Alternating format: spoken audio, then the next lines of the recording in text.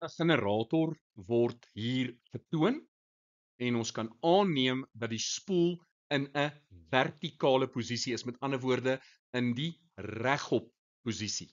So hier het ons 'n permanente magneet met die noordpool wat na binne wys en die tweede permanente magneet het 'n suidpool wat na binne wys. Hier het ons die spoel en die spoel is uit die aard van die saak gekoppel hier aan 'n splitring kommutator.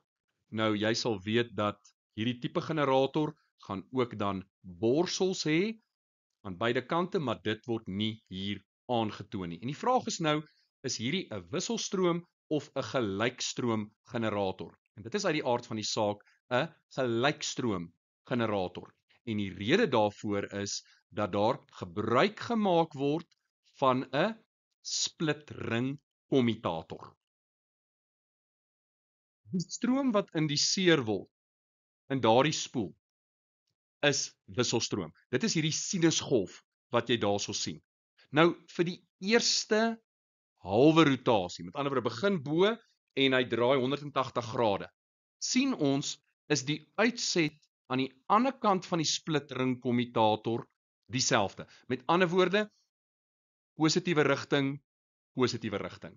Maar nou het hy gedraai en nou gaan hy weer 'n halwe rotasie ondergaan en dan is die uitset in die teenoorgestelde rigting, met ander woorde negatief.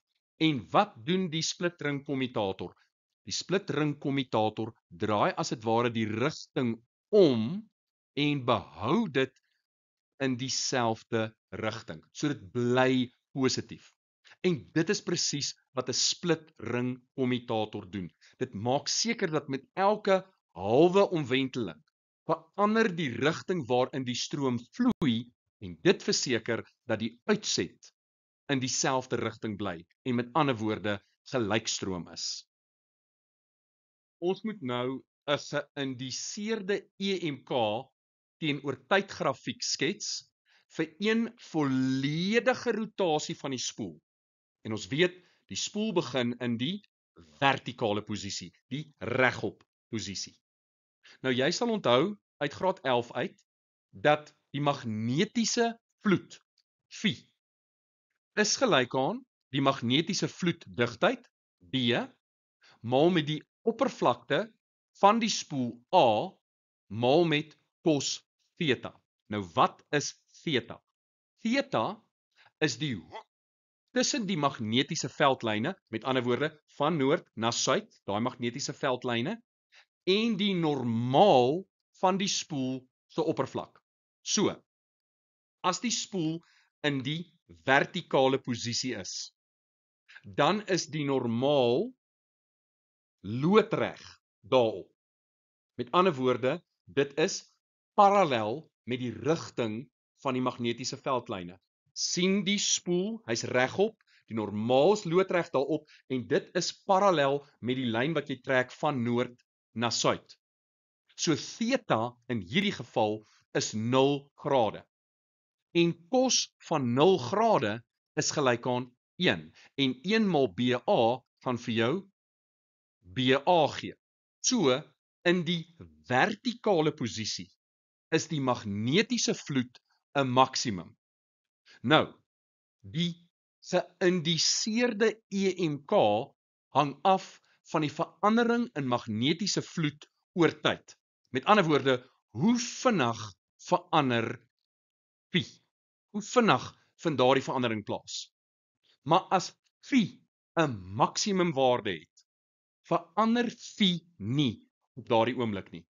So delta Phi is 0 as die spoel vertikaal is. In die vertikale posisie is die magnetiese vloed dus 'n maksimum, maar die EMK is gelyk aan 0. Met dit gesê, sal die magnetiese vloed met ander woorde 'n maksimum wees as die spoel vertikaal is en die EMK sal 0 wees. En dan is daar 'n halwe rotasie en vertikaal terug halwe rotasie is weer in die vertikale posisie, so die EMK gaan weer 0 wees na 'n halwe rotasie en 'n volle rotasie bring die EMK weer terug by 0. Nou alhoewel dit nie gevra is nie, kom ons kyk dan ook hoe dit sal lyk as ons die magnetiese vloed teenoor tyd op dieselfde assestelsel sou skets. Die rooi lyn verteenwoordig die geïndiseerde EMK. As jy 'n skets moes geteken het van die stroom, dan sal dit dieselfde vorm volg, die amplitude gaan dalk net anders wees. So stroom en EMK loop saam met hierdie hobbeltjies wat ons kry, wat die uitset is van 'n gelykstroom generator. Die blou lyn verteenwoordig die magnetiese vloed in Weber. En presies soos ons gesê het, in die vertikale posisie is my magnetiese vloed 'n maksimum en my EMK is 0. Dan op die punt waar die magnetiese vloed 0 is, met ander woorde, die spoel is horisontaal, is my EMK 'n maksimum. En dan weer, as die spoel weer in die vertikale posisie is, dan is dit aan die negatiewe kant 'n maksimum en jou EMK is weer eens 0. 'n wisselstroomgenerator werk teen 'n maksimum EMK van 340 volt. Dit word aan 'n broodrooster en 'n ketel gekoppel. Die broodrooster is 800 watt gemerk, terwyl die ketel 2000 watt gemerk is. Beide werk onder optimale kondisies.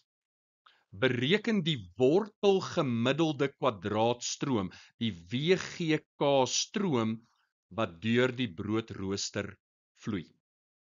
Nou, as ons kyk na ons formuleblad, dan besef ons gaan eerste die wortelgemiddelde kwadraatspanning moet bereken. Ons gebruik met ander woorde hierdie vergelyking. Ons vervang ons maksimum EMK van 340 in en ons deel dit deur wortel 2 en dit gee vir ons 240,416 volt. En dan sien ons op ons formuleblad hierdie vergelyking, naamlik dat die gemiddelde drywing gelyk is aan die WGK spanning maal met die WGK stroom. So die WGK stroom gaan gelyk wees aan die gemiddelde drywing gedeel deur die WGK spanning en dit is gelyk aan 800 gedeel deur 240,416. Ons het dit sopas bereken en dit gee vir ons 'n WGK stroom van 3,33 ampere. Ten slotte moet ons die totale WGK stroom bereken wat die generator lewer. Nou ons het reeds die WGK stroom deur die broodrooster bereken. Met ander woorde die stroom wat in daardie parallelle tak vloei. Dit is 3,33 ampere. Ketel is in parallel geskakel met die broodrooster en ek gaan meer daaroor aan die einde ook praat, naamlik dat al die toerusting in jou huis is in parallel geskakel. Maar as ons daardie WGK stroom kan bereken, dan tel ons dit bloot by die 3,33 en ons kry die totale WGK stroom. So ons gebruik dieselfde vergelyking as voorheen, maar nou is ons gemiddelde drywing 2000 en ons deel dit deur die WGK spanning van 240,416 en dit gee vir ons 'n WGK stroom deur die ketel van 8,32 ampere. Wat sin maak? Hoër drywing, hoër energieomskakeling, meer stroom is daarvoor nodig. So as ons dan die WGK totaal bereken, dan sien ons dit is basies die 3,33 en ons tel daarby die 8,32 en dit gee vir ons 'n totale WGK stroom van 11,65 ampere. En dan net iets interessants wat baie leerders om een of ander rede nie noodwendig altyd logies verstaan nie. Die toerusting in jou huis is in parallel geskakel. En dit maak sin. As ek addisionele weerstande byvoeg, voeg ek dit by in parallel. Met ander woorde, as ek nog 'n ketel sou aanskakel, beteken dit ek voeg daai ketel in parallel by. En dit beteken, anders as wat jy mag dink, dat die totale weerstand afneem. Ja, jy het 'n addisionele weerstand bygevoeg, maar jy het dit in parallel bygevoeg. So gevolglik neem die totale weerstand in jou huis af. En omdat die spanning wat van Eskom afkom, konstant gehou word, met 'n afname in die totale weerstand, gaan jou totale stroom toeneem. So hoe meer verwarmers en ketels en broodroosters jy aanskakel in jou huis, hoe laer is die totale weerstand, want dit word in parallel bygevoeg. En dit beteken 'n toename in stroom, wat sin maak, want iewers het al hierdie toerusting energie nodig. Nou, as jy sou aanhou en aanhou en aanhou om by dieselfde muurprop meer en meer en meer van hierdie toerusting in te prop, wat gaan gebeur? Die weerstand gaan afneem en afneem en afneem, en die stroom gaan toeneem en toeneem en toeneem, totdat die stroombaan gaan klink. Dis die mooi Afrikaans. Jou verspreidingsbord gaan trip.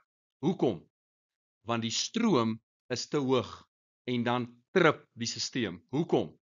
Sodat die plastiekomhulsel rondom die koperdrade nie smelt nie, want wat gebeur as die stroom toeneem en toeneem en toeneem?